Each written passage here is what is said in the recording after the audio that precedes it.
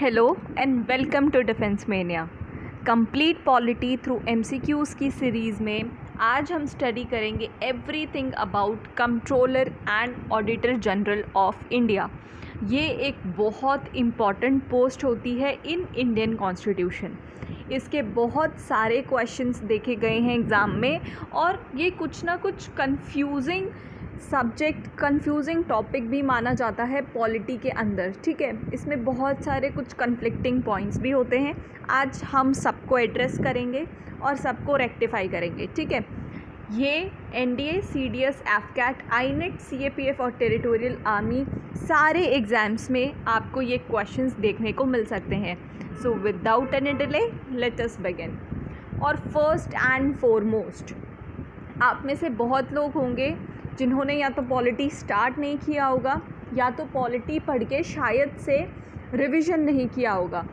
सो मैं चाहती हूँ कि आप एमसीक्यूज़ को बहुत अच्छे से आंसर कर पाएँ। और ये सीरीज़ बेसिकली अगर आप उसकी नोट्स भी बना रहे हो, we have completed so many lectures about polity. हम इसी तरह से एमसीक्यूज़ के थ्रू सारे इम्पॉर्टेंट टॉपिक्स अबाउट पॉलिटी को डिस्कस करेंगे। If you are making notes of it तो आपकी पॉलिटी बहुत अच्छे से कंप्लीट होने वाली है। और मेरा इंटेंशन है कि आप एमसीक्यूज़ में मैक्सिमम मार्क्स स्कोर करो। तो before getting on to the MCQs कुछ इम्पॉर्टेंट पॉइंट्स मैंने जॉट डाउन किए हैं, तो उसको जल्दी से गो थ्रू कर लेते हैं। ठीक है, I will not explain things here, थोड़ी सी फैक्चुअल नॉलेज जान लेते हैं ताकि एमसीक्यू सॉल्व करने में कोई दिक्कत ना हो। तो सीएजी की बात करें, सीएजी को controller and auditor general of India कहते हैं। वो Indian audits and account department के हेड होते हैं, जिसको IAAD भी कहा जाता है। जो सीएजी होते हैं, he is known as guardian of public purse, मतलब ये मनी मैटर्स से रिलेटेड पोस्ट होती हैं। He holds office for the period of 6 years और up to the age of 65 years। जैसे कि मैंने हमेशा कहा है, पॉलिटी में कहीं पे भी टाइम पीरियड आ जाए दैट इज़ सुपर इम्पॉर्टेंट, आप उसको मार्क कर सकते हो। और इतनी जगह टाइम पीरियड है कि आप एग्ज़ाम में ये जो आपको स्टेटमेंट टाइप के क्वेश्चंस आएंगे सीएपीएफ में, सीडीएस में और एनडीए में, वहाँ पे आप कंफ्यूज हो सकते हो। तो एक टेबल बना लेना कि किसका क्या टाइम पीरियड होता है, कौन कब रिटायर होता है, किसका कितना टेन्योर होता है। ठीक है, this is very important. CAG का टेन्योर होता है फॉर 6 years और 65 years। जो भी अर्ली हैं तब वो रिटायर हो जाएंगे। CAG is a misnomer. Controller and auditor general of India only performs the role of auditor general by auditing the accounts when the expenditure has already taken place, unlike CAG of Britain, without whose approval the executive cannot draw money from the exchequer. This is important. यहाँ पे कैसे question आते हैं, let me tell you कि what is difference between Indian CAG and British CAG। जो Britain में CAG होते हैं उनसे पूछ के पैसे लिए जाते हैं, है ना, पूछ के पैसे कि मुझे इतने पैसे दे दो भाई, है ना। और जो इंडिया में CAG हैं, they are like credit cards. खर्चा कर लिया, उसके बाद बिल को ये एक्सेस करते हैं कि क्या हुआ, क्या कैसे हुआ। ठीक है, और यहाँ पे तो पूछ कर ही पैसे लेने पड़ते हैं। It is like pre paid and post paid. बहुत सिंपलर लैंग्वेज में मैं आपको समझाऊँ तो, है ना। और कॉन्स्टिट्यूशनल पोस्ट है तो इसमें ये 148 आर्टिकल में CAG का जिक्र देखा गया है। आर्टिकल 148 से लेके 151 in Indian constitution are related to CAG.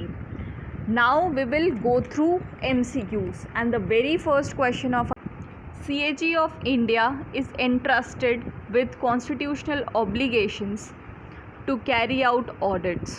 Okay, this is a statement. Statements भी याद रख लेना because you are not reading here. जो भी MCQ से आपको नॉलेज मिल रही है इतने शॉर्ट टाइम में, you guys are very lucky. ठीक है, कि इतनी शॉर्ट में आपको बहुत सारी चीज़ें जानने को मिल रही है।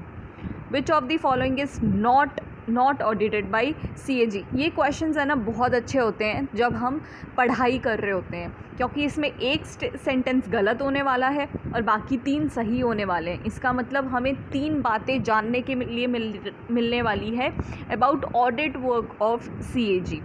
ठीक है, क्या क्या ऑडिट नहीं कर सकते हैं वो? Public sector banks, public sector enterprises, an institution significantly funded by government of India और स्टेट गवर्नमेंट, या तो railway and post.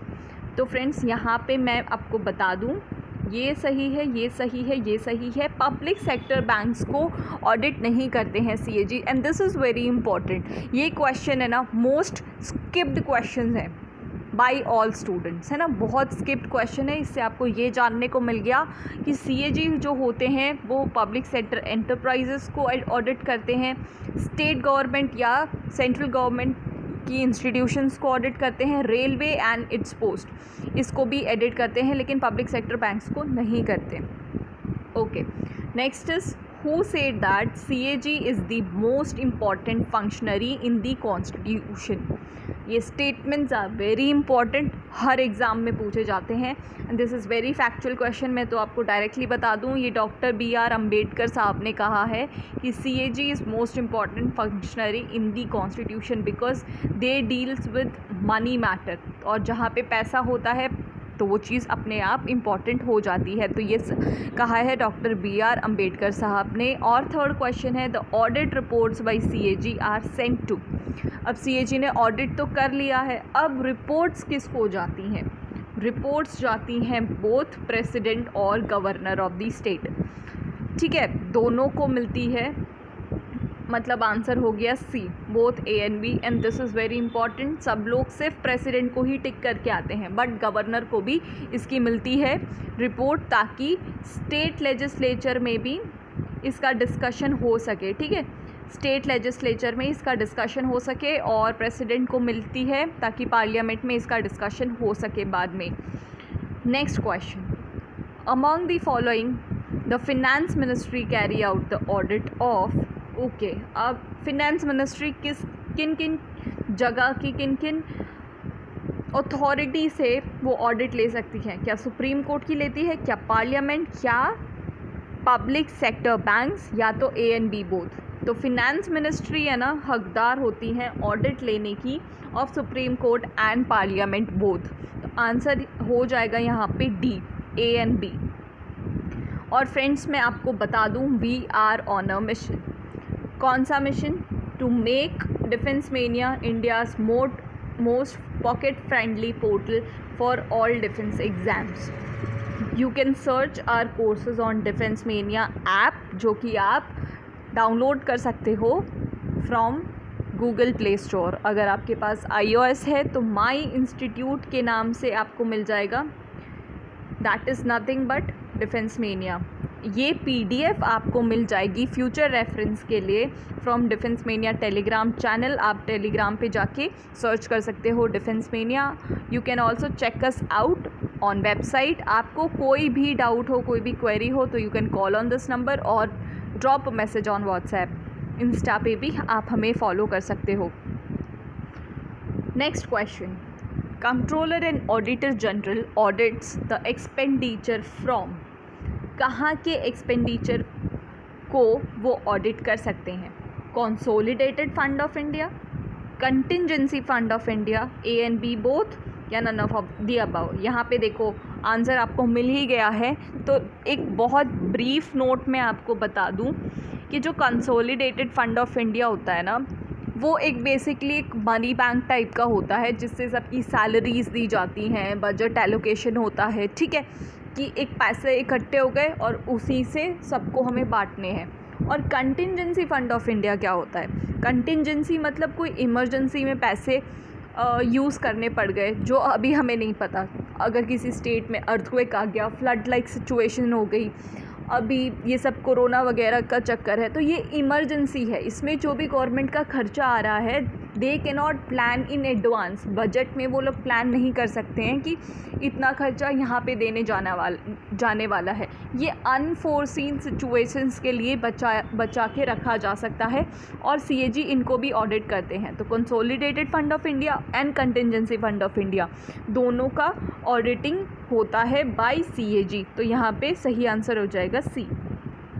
Next question, which of the following statements is not true about controller and auditor general of India? Okay, हम statements पहले देख लेते हैं। यहाँ पे बी क्या है, he is the head of Indian accounting and accounting department. All right. He audits account of central government only. तो फ्रेंड्स मैं यहाँ पे साथ में बताती जाती हूँ आपको कि साथ में हमने शुरू में पढ़ा था कि जो CAG होते हैं वो IAAD के हेड होते हैं. तो ये स्टेटमेंट तो सही हो गया, लेकिन ये गलत हो गया. क्यों? He audits accounts of central government, ये सही है, लेकिन ओनली गलत हो जाएगा. ये चीज़ मैंने आपको प्रीवियस लेक्चर में समझाई थी एक कॉन्सेप्ट की तरीके से कि अगर ये चीज़ सही है तो देन स्टेटमेंट इज़ फाइन, लेकिन ओनली लगा दिया इसलिए गलत हो जाएगा, क्योंकि ये ना सिर्फ सेंट्रल गवर्नमेंट के ऑडिटिंग करती है लेकिन स्टेट गवर्नमेंट की भी करती है. तो यहाँ पे ओनली नहीं होता ना, तो ये सही हो जाता. या तो एंड करके स्टेट गवर्नमेंट लगा दिया होता ना तो भी सही हो जाता, लेकिन ओनली लगाने की वजह से ये गलत हो जाता है. और थर्ड स्टेटमेंट देख लेते हैं. He is called the guardian of public fund. Yes, this is true, हमने स्टार्टिंग में ही पढ़ा था. And CAG of India is summarised as general auditor. This is also very true. तो यहाँ पे सही आंसर हो जाएगा B, क्योंकि ये गलत आंसर है और हमें यहाँ पे नॉट ट्रू ही पूछा था. Next question. Who conducts appointment of controller and auditor general of India? ये भी एक बहुत फैक्चुअल क्वेश्चन हो गया है. तो यहाँ पे मैं आपको डायरेक्टली बता दूँ बिना सबका टाइम वेस्ट किए कि प्रेसिडेंट ऑफ इंडिया जो होते हैं वो कंडक्ट करते हैं अपॉइंटमेंट. और फ्रेंड्स मैं आपको एक फ्यूचर बहुत इम्पॉर्टेंट सवाल बता दूँ कि ये जो अपॉइंटमेंट होता है, ओथ दिलाना होता है, ओथ एडमिनिस्ट्रेशन होता है, रेजिग्नेशन होता है, रिमूवल होता है और salaries. These are very important topics. चाहे प्रेसिडेंट हो जाए, प्राइम मिनिस्टर हो जाए, controller and auditor general of India हो जाए, और फिर हम स्टेट्स में पढ़ेंगे. स्टेट्स में गवर्नर हो गया, ऑडिटर जनरल ऑफ इंडिया हो गया. ये सारे के सारे पोस्ट की ये सारी चीज़ें याद रख लो. मैक्सिमम क्वेश्चन आपके सॉल्व हो जाएंगे. ठीक है, 50% पॉलिटी के क्वेश्चन यहीं से आते हैं. ये अपॉइंटमेंट कौन कराता है, ओथ एडमिनिस्ट्रेशन कौन कराता है, रिमूवल, रेसिग्नेशन और सैलरीज उनकी कहाँ पे आती हैं. ठीक है, दिस इज़ वेरी इंपॉर्टेंट. और एक और चीज़, इनका रोल क्या होता है इन वेरी शॉर्ट फॉर्म, आप इनके फंक्शंस या तो रोल्स, बस इतनी चीज़ों का आप एक टेबल मेंटेन कर लो. इन सारे इम्पॉर्टेंट जो मैंने अभी लिस्ट डाउन किए हैं, तो आपकी 50% पॉलिटी वहाँ पे कंप्लीट हो जाएगी. Okay, next is how long is the tenure of audit controller and auditor general of India. तो ये तो हमें पता ही है. सबसे पहले हमने पढ़ा है इट इज़ 6 years, है ना. 6 years या तो 65 years ऑफ हिज एज. जो भी जल्दी हो जाएगा तब वो रिटायर हो जाएंगे, कंट्रोलर एंड ऑडिटर जनरल साहब. Okay, next question is to whom CAG of India submits his resignation letter. देखो अभी मैंने कहा था कि ये बहुत इंपॉर्टेंट है, तो वो अपना रेजिग्नेशन किसे देते हैं. तो ये भी एक फैक्चुअल क्वेश्चन है. We will not waste time here. Administration जिन्होंने किया था, अपॉइंटमेंट जिन्होंने किया था, उन्हीं को वो रेसिग्नेशन देंगे, मतलब president of India. Okay, which of the following statements is true about CAG of India. Okay, हम पहले स्टेटमेंट्स को कंसिडर कर लेते हैं. No minister can represent the controller and auditor general of India in both houses of parliament. Okay, second statement, CAG can remain in office till the age of 62 years. ये तो गलत हो गया क्योंकि अभी हमने पढ़ा है this is 65 years. Okay, next statement, he can be removed from the post of parliament. D, he works up to the pleasure of president of India. यहाँ पे हमसे पूछा है is true about. So correct answer here would be no minister can represent CAG of India in both the houses of parliament. Next, how can controller and auditor general be removed from his post. देखो, same question repeat हुआ है जो मैंने कहा था कि बहुत आशंका है कि वो पूछा जा सके। उनको रिमूव कैसे किया जा सकता है? By the same process as the जज of supreme court removed. B, by the same process जज of high court is removed. Next, by passing proposal in Lok Sabha or only with the advice of finance minister. So here the correct answer would be by the same process as the judge of Supreme Court is removed. यहाँ पे I'll not explain, जब इसकी बारी आएगी judiciary portion में supreme court के जजेस की, देयर आई विल एक्सप्लेन, ठीक है, कि इनको कैसे रिमूव किया जा सकता है। But CAG removal process is equal to जज of supreme court. Next, which of the following is not work of controller and auditor general of India. Not पूछा है, ठीक है, नॉट। तो यहाँ पे ये क्वेश्चन बहुत अच्छा है क्योंकि यहाँ पे 3 स्टेटमेंट्स होंगे, वो हमें पता चल जाएंगे कि ये हैं works of controller and auditor general of India. First statement, he submits the reports related to central government to the President of India. Yes, this is right. Central government के काम का रिपोर्ट जाता है प्रेसिडेंट को। B, he protects the consolidated fund of India. Yes, this is also true. Next, he submit audit reports of state governments to the President. देखो, ये बात गलत हो गई। सेंट्रल गवर्नमेंट की रिपोर्ट जा रही थी प्रेसिडेंट को, तो स्टेट गवर्नमेंट की रिपोर्ट किसको जानी चाहिए? टेल मी, थोड़ा सा ब्रेन स्टॉर्मिंग करो। ये जानी चाहिए गवर्नर ऑफ द स्टेट, है ना, गवर्नर ऑफ द स्टेट। अगर आपने ध्यान से सुना होगा तो मैंने ये पहले भी बता चुका था, स्टेट की चीज़ें जाएंगी गवर्नर के पास, सेंटर की चीज़ें जाएंगी प्रेसिडेंट के पास। और ये देख लेते हैं, he audits all the institutions which receive fund from the central government. Yes, this is true. Public sector enterprises और जो इंस्टीट्यूशंस होते हैं जो गवर्नमेंट ऑफ इंडिया या तो स्टेट गवर्नमेंट फंडेड होते हैं, उनको भी CAG ऑडिट करते हैं। Next question, who determines the salary, allowances and other terms of service of CAG of India. ये बहुत फैक्चुअल क्वेश्चन है, डायरेक्टली मैं बता देती हूँ। पार्लियामेंट डिसाइड करती हैं about salary, allowances, facilities and everything about CAG, ठीक है, पार्लियामेंट डिसाइड करती है। और एक और चीज़ मैं आपको बता दूँ, ये सारे पोर्टफोलियोज़ के लिए लागू पड़ती है, ठीक है, चाहे प्राइम मिनिस्टर हो जाए, प्रेसिडेंट हो जाए, CAG हो जाए, अटॉर्नी जनरल हो जाए, कि पार्लियामेंट ने अगर अभी डिसाइड किया है कि सपोज़ 10,000 रुपये सैलरी जा रही है CAG साहब को, ये सपोज़ कर रहे हैं, ये एग्जाम्पल है, ठीक है, एक्चुअल फैक्चुअल इन्फॉर्मेशन मैं नहीं बता रही हूँ, जस्ट एन एग्जाम्पल। ये स्टेटमेंट के फॉर्म में कहीं पे भी ये क्वेश्चन दिखा जा सकता है। 10,000 से नाउ पार्लियामेंट डिसाइड्स कि नहीं ये बहुत ज़्यादा है, now we should give 8,000 to them, ठीक है, 8,000।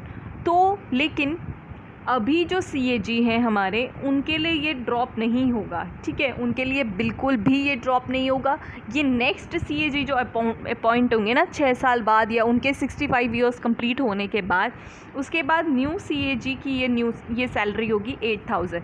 लेकिन यहाँ पे अगर अभी 10,000 हैं और पार्लियामेंट ने बोला ये बढ़ाकर हो जानी चाहिए 12,000 रुपीज़ उनको मिलने चाहिए, तो ये आज के CAG हैं उनको भी ये मिलेगी, ठीक है। फिर ये नहीं होगा कि चलो नेक्स्ट कोई आएगा उनसे स्टार्ट करेंगे विद 12,000, नो, इनको मतलब इनके जो डिसएडवांटेज में जो सैलरी जा रही होगी वो नहीं वो दिया जाएगा, लेकिन अगर उनके एडवांटेज में जा रही है तो वो सैलरी उनको तब भी से लागू पड़ेगी, ठीक है। ये बहुत सिंपल लैंग्वेज में मैंने बोला है। एग्ज़ाम में जब ऐसा कोई स्टेटमेंट आप कम अक्रॉस करोगे, फेस करोगे, तो you will get it how important this statement is. Okay, next, which of the who was the first controller and auditor general of India. ये आपको पता ही है, ये FCAT का क्वेश्चन हो सकता है या तो INET का क्वेश्चन हो सकता है ना। ऐसे फैक्चुअल और वन लाइनर क्वेश्चन FCAT और INET में ही आते हैं। तो I will tell you direct answer, ठीक है। V. नरहरि राव, ये हमारे पहले CAG रहे थे। 1948 में इनका अपॉइंटमेंट हुआ था, ठीक है। 1948 से 1954 तक इन्होंने as a CAG of India appointment ली थी। और एक और बहुत इम्पॉर्टेंट चीज़ है CAG के साथ कि आप प्रेसिडेंट को देखो, ये प्राइम मिनिस्टर को देखो कि वो एक बार अपनी पोस्ट से हटने के बाद वो वापस से री इलेक्शन के लिए क्लेम कर सकते हैं, ठीक है। जैसे हमारे नरेंद्र मोदी साहब दूसरी बार प्राइम मिनिस्टर बने, अगर कोई चाहे तो प्रेसिडेंट भी दोबारा बन सकता है, लेकिन this is not the case with CAG, ठीक है। CAG फिर किसी भी ऑफिस के लिए अप्लाई नहीं कर सकते हैं after his appointment of CAG, ठीक है। इसको आप गूगल करके और अच्छे से पढ़ना, ये बहुत इंटरेस्टिंग फैक्ट है और एग्ज़ाम में पूछा भी जा सकता है। Next question, consider the following duties, roles and functions, which of them is और are not belong to CAG। Is और are is not belong to CAG। तो यहाँ पे हम फर्स्ट ऑप्शन पढ़ेंगे, upholding the constitution of India and laws of parliament in terms of financial administration. Okay. Second statement, auditing accounts related to consolidated fund of India.